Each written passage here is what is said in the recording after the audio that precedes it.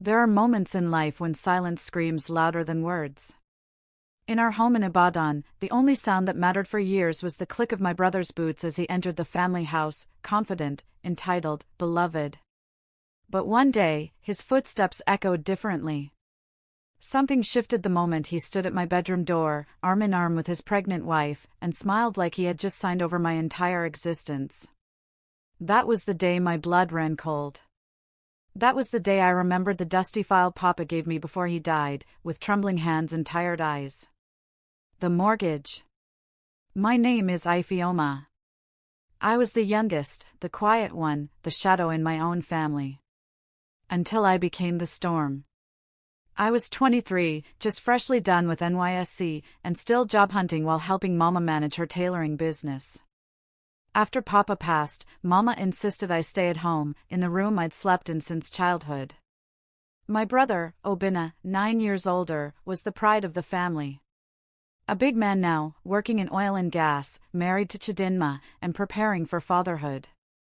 Obinna was always the kind who walked into a room and expected applause. He didn't visit often, but when he did, everyone adjusted. He didn't ask for attention, he demanded it silently, with car keys tossed on the center table and a phone call he never ended because no one else was important enough. So when he arrived one Saturday morning, unannounced and unusually cheerful, Mama's face lit up like a lantern. I stayed quiet in the kitchen, pretending to help with the goosey soup, until I heard him say the words that punched through the walls. "We'll just use Ifeoma's room. She doesn't need it. We're only staying a few months. You know how pregnancy is, Mama." I froze. Mama laughed nervously. "Aha, Obinna, let her hear first." "She's not a child," he said. "She knows how to adjust."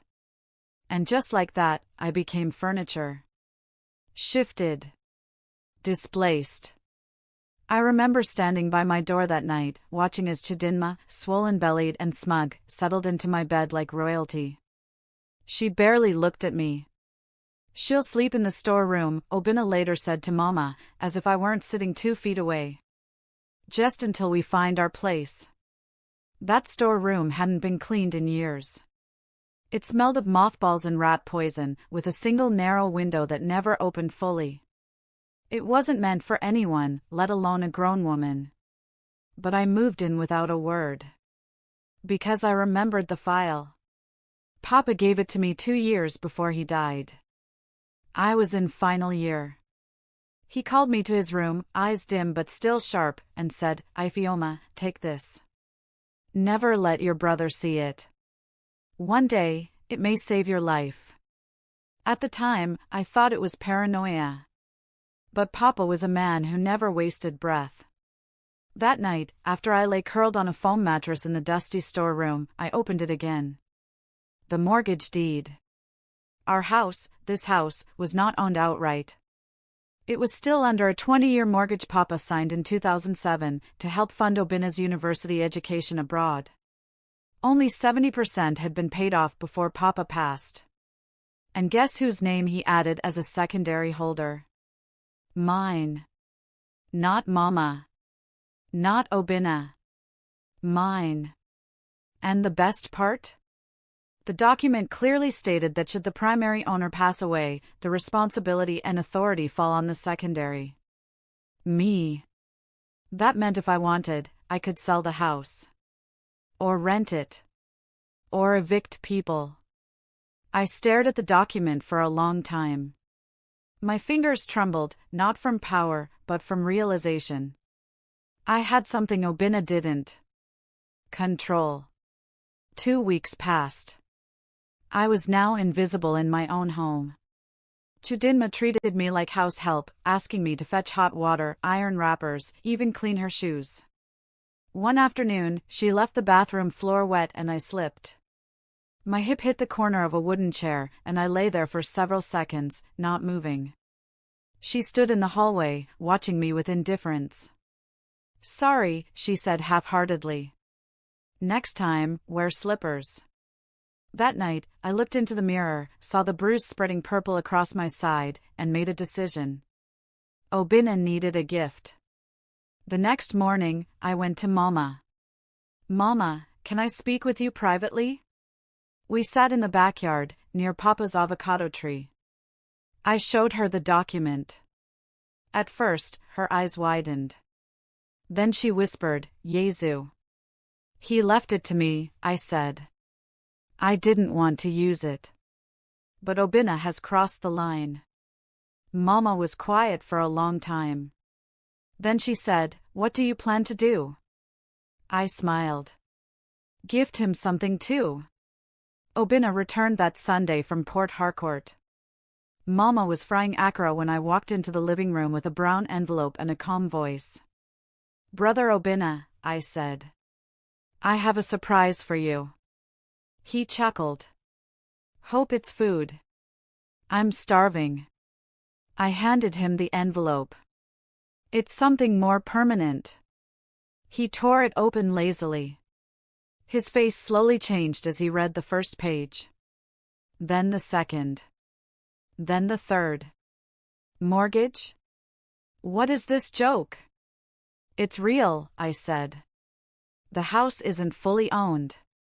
Papa was paying it quietly. But when he died, the responsibility came to me." He shot a look at Mama. She didn't say a word. "But I thought." "You thought wrong," I replied. "I've been paying the monthly amount using money from the tailoring shop and the little Papa left for me. That's why I never moved out." Silence. "And now?" he asked slowly. "I'm tired," I said. "So I'm selling it." The room spun. Chidinma entered from the hallway, asking what was happening. Obinna explained in rapid, half-yelled sentences. I stayed calm. "I'll give you 2 months," I said. "Enough time to get your own place." "You can't do this." "But I can. And I will." "You're wicked." "No, brother. You are. You gifted my room to your wife without asking. So I'm gifting you the mortgage you didn't know existed." By the end of the second month, they were gone. Mama stayed with me. We moved into a small flat in Bodija while I put the house up for rent. I used the proceeds to register a fashion school. Business picked up fast.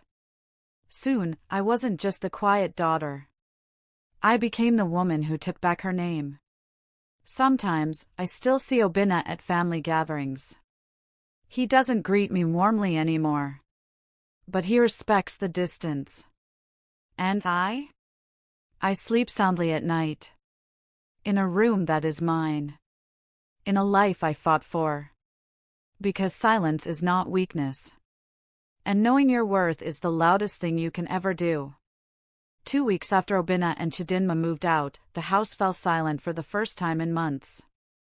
No clattering heels, no barking orders, no tension in the air thick enough to slice through.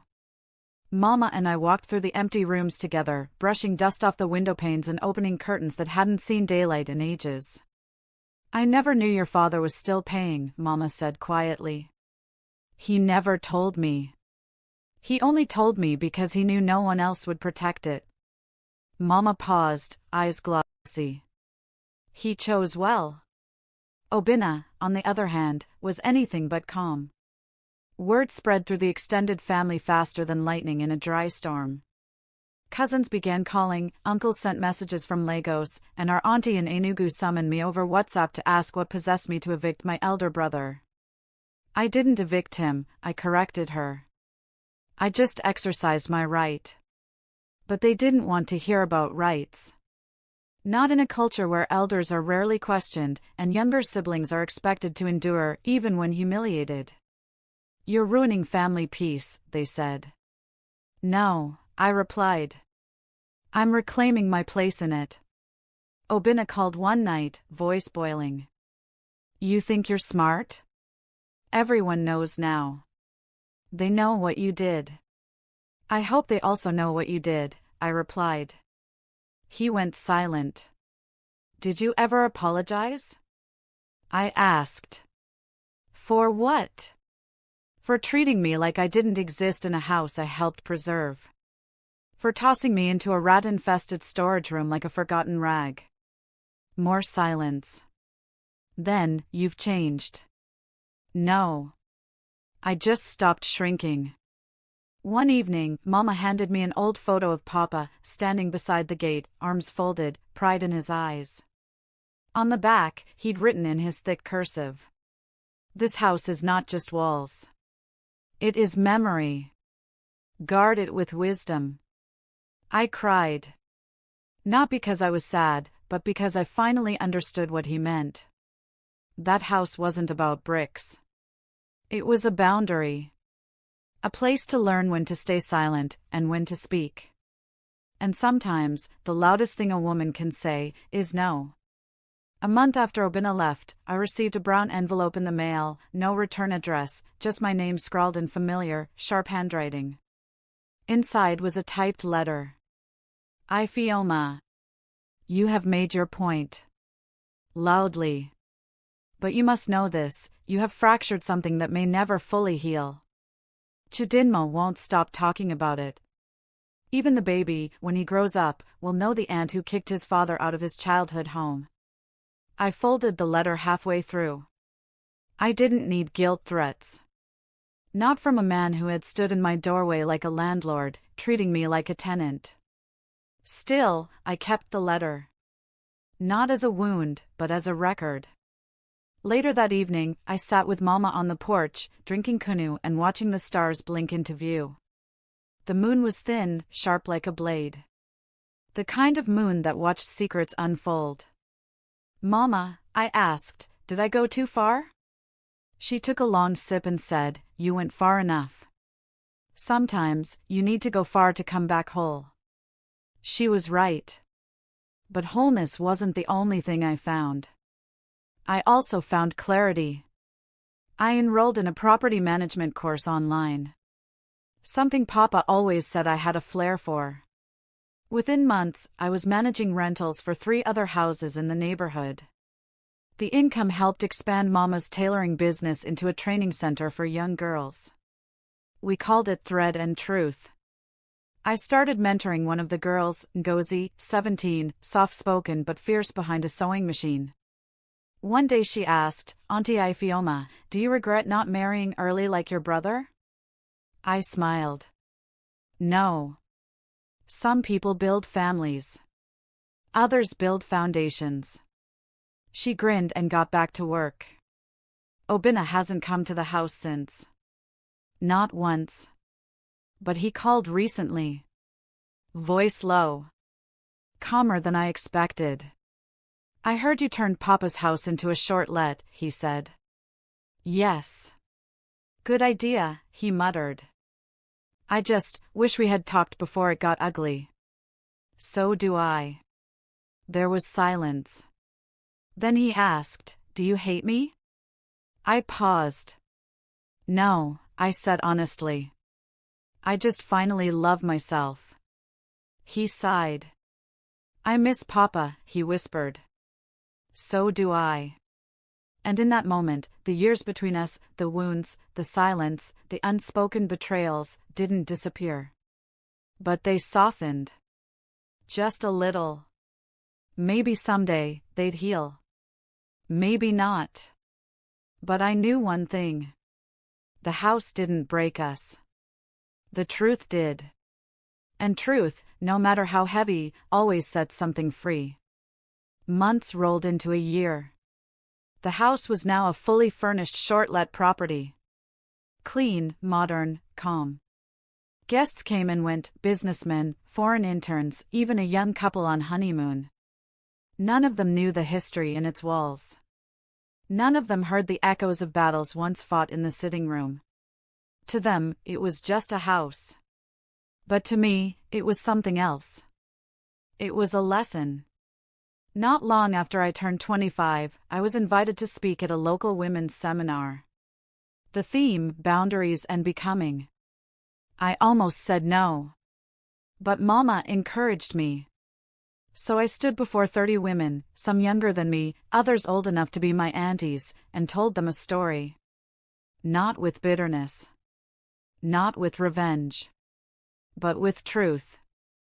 I told them about the room, about the storage space, about the mortgage, about how power doesn't always come in loud declarations, but in quiet decisions. When I finished, there was silence.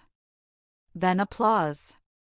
And one woman came up to me crying, saying, "I left my job because my brother needed his wife to feel important.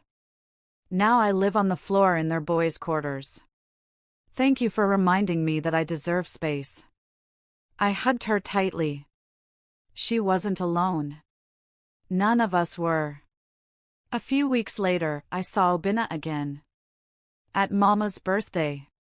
He came with Chidinma and the baby, now a chubby little boy with dimples like Papa's. They kept their distance at first. But after the cake was cut and the music settled, Obinna walked over to me. "You've done well, Ifeoma," he said, eyes on the ground. "Better than I ever imagined." I nodded. "Do you hate me?" he asked again, more softly than before. I looked at him. Older now. Tired. Not the man who barged into my space with arrogance, but a man who maybe, just maybe, had learned something. "No," I said again. "I just remember what you forgot." "What's that?" "That I wasn't your tenant." He blinked. Then slowly, he smiled. Chidinma gave a short wave across the yard. Not warm. But not cold either. Progress. Maybe one day, we'd be siblings again, not just relatives bound by blood, but by respect. Maybe. But until then, I had peace. The house still stands. Stronger now, both in bricks and meaning. Not because it was built better, but because I finally understood that it wasn't just a place to sleep. It was a place to stand.